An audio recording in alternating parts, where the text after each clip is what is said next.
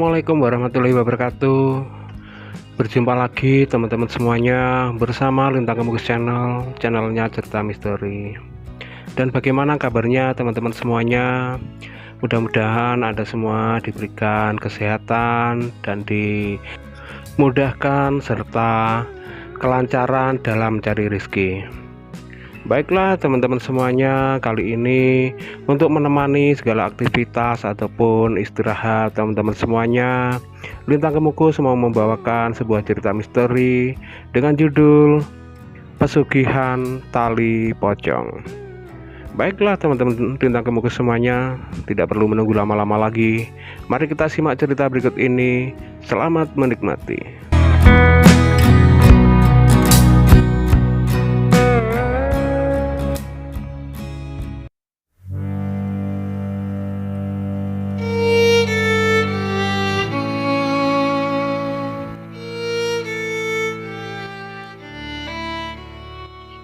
Hidup di kampung memanglah sulit, terlebih-lebih sebagai orang yang kurang mampu.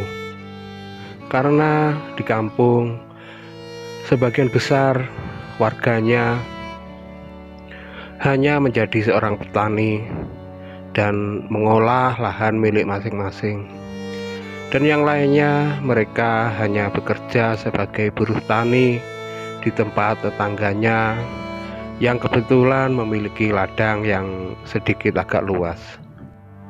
Para pemuda desa, mereka ada yang pergi ke kota untuk mencari pekerjaan yang lebih layak, dan sebagian lainnya masih tetap berada di desa dengan menunggu pekerjaan apa adanya. Seperti halnya dengan si Joni. Joni tidak pernah merantau pergi ke luar dari daerahnya. Selain itu, Joni sudah menikah dan memiliki satu orang anak yang masih kecil. Usia Joni ini kurang lebih 34 atau 35 tahunan.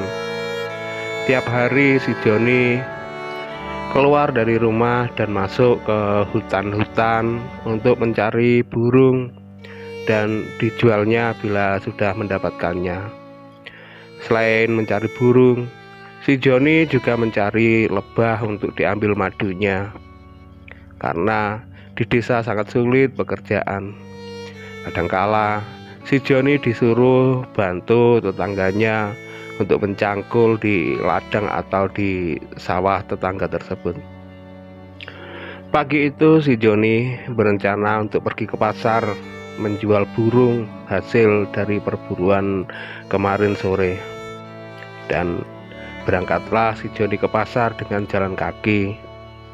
Perjalanan dari rumah Joni ke pasar kurang lebih ada 3 atau 4 kilometer.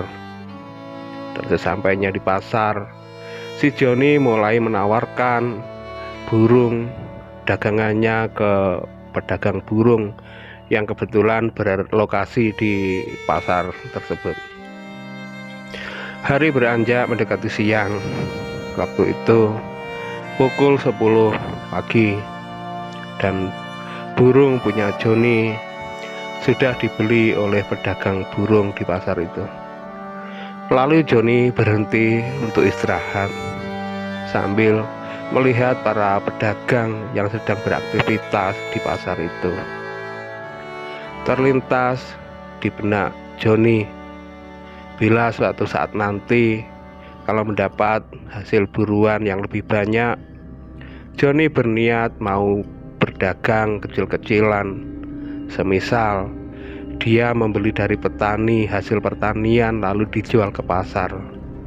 Tapi untuk saat ini Joni belum memiliki uang. Pada akhirnya Joni pun beranjak pulang. Sambil pikirannya terus berpikir, suatu saat nanti kalau memiliki uang, tekadnya sudah bulat untuk menjadi pedagang hasil pertanian. Sebenarnya Joni sadar kalau di desanya sudah ada pedagang dari daerah pasar yang keliling ke desanya untuk membeli hasil panen dari para petani di desanya. Singkat cerita, Joni mendapatkan perburuan hasil madu yang cukup banyak. Lalu Joni mendapatkan modal untuk niatnya berdagang sebagai pembeli hasil pertanian. Pada mulanya Joni hanya mampu membeli singkong hanya beberapa puluh kilo saja, tapi dilakukan Joni sesering mungkin. Itu pun keuntungannya belum seberapa, tapi paling tidak sudah memberi pertolongan terhadap perekonomian mereka. Pada suatu ketika, saat Joni membeli singkong dari tetangganya yang hanya sekitar 20 kilo, tiba-tiba datang pedagang yang sangat kaya dan pedagang yang sudah terkenal di desanya, bertemu dan menegur si Joni. Pedagang besar itu bernama Pak Tejo.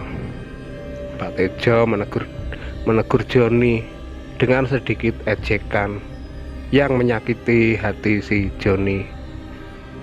Joni pun tidak ambil peduli karena Joni sadar dia masih belum seberapa pandai dalam soal urusan berdagang. Sejak kejadian itu, Joni selalu mengingat hinaan yang dilontarkan oleh Pak Tejo. Dalam pikiran Joni, ingin membalas sakit hatinya kepada Pak Tejo. Tapi Joni berpikir bagaimana caranya supaya Joni mendapatkan uang yang lebih banyak dan bisa membeli hasil pertanian milik warga yang lebih banyak lagi.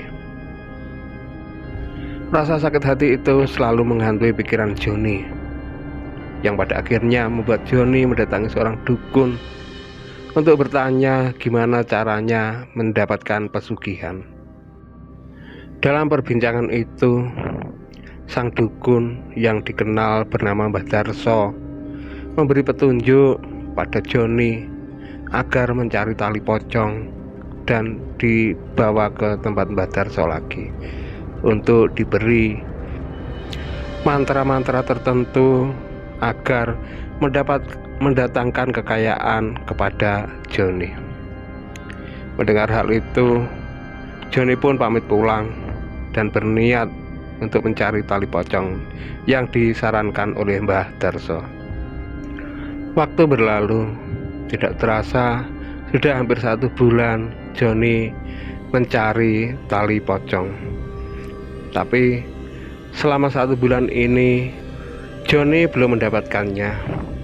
Tapi suatu ketika saat Joni menjual hasil dagangannya ke pasar, tiba-tiba Joni mendapatkan kabar bahwa di desa yang dilaluinya ada orang yang baru meninggal, dan ciri-ciri dari orang yang meninggal itu sama persis dengan syarat yang diberikan oleh Mbah Darso. Singkat cerita, pada malam harinya Joni mendatangi kuburan yang baru saja ada orang yang meninggal yang sudah diincar oleh Joni akan diambil tali pocongnya. Dengan susah payah Joni membongkar makam baru itu. Kurang lebih 1 jam kemudian Joni sudah berhasil membuka kuburan baru itu. Dengan menghilangkan rasa takutnya, Joni mulai membuka ikatan-ikatan di jenazah itu. Lalu dengan segera Joni pun keluar dari kuburan baru itu dengan membawa tali pocong yang diambilnya dari jenazah tadi. Dengan buru-buru Joni menutup lagi lubang kuburan baru itu. Lalu Joni pun segera pulang ke rumahnya. Dan pada pagi harinya, buru-buru Joni berangkat lagi ke rumah Mbah Darso dengan membawa tali pocong yang diambilnya semalam. Setelah sampai di rumah Mbah Darso, Joni menyerahkan bungkusan yang berisi tali pocong itu kepada Mbah Darso. Dengan segera Mbah Darso mengambil perlengkapan untuk ritualnya. Dengan membakar kemenyan, lalu Mbah Darso bersila dan mulutnya komat-kamit entah membaca mantra apa. Tak lama kemudian ritual itu selesai, dan Joni pun pamit pulang dengan membawa tali pocong yang sudah diberi mantra-mantra oleh Mbah Darso. Singkat cerita, usaha Joni semakin berkembang. Tak terasa, 1 tahun sudah berlalu dari kejadian saat Joni mengambil tali pocong itu. Kini, Joni menjadi kaya raya dan berhasil membalaskan sakit hatinya kepada Pak Tejo.